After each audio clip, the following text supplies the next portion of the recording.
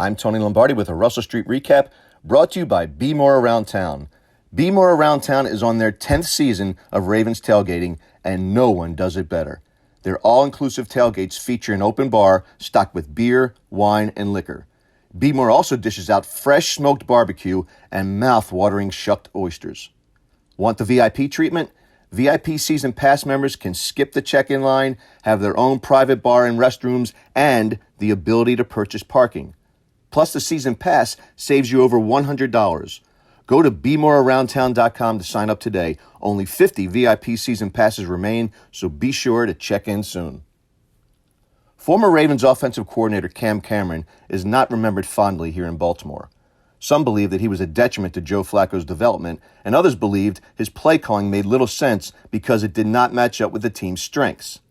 But there was one day during training camp back in 2012 when Cam made perfect sense. Former Ravens receiver Tandon Doss had an impressive camp, and the media took notice. When asked to comment on Doss's development, Cam said something that I'll never forget. "Let's see how he does when we introduce the threat of contact." Evaluating players wearing shorts and jerseys without pads is a challenge, particularly in a game that encourages controlled violence. Cam's point was well taken. It also reeked of doubt that played out during a season when Doss would catch just 7 passes on 18 targets. I thought of Cam's comments recently when asked how the Ravens players are looking at OTAs. It's really difficult to take away anything meaningful from them.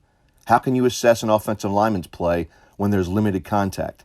How can you project how some of the new edge rushers are going to do if they really can't fight with their hands or bull rush?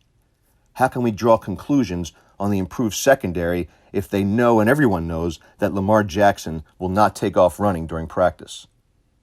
Even during preseason games, the results are misleading. Veterans look to get in their work but are mindful of injuries. Consequently, they ratchet down their efforts. Conversely, young players looking to make the team and earn a handsome payday go at it like their heads are on fire. They appear to be better than they really are, relatively speaking. Their accomplishments are often a mirage.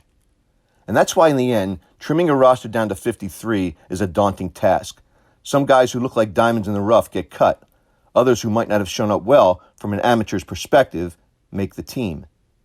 Maybe it boils down to trust.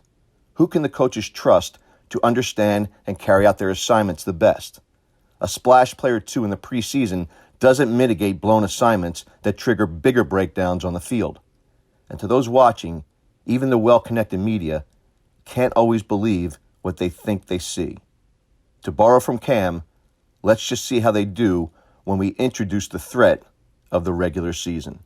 I'm Tony Lombardi.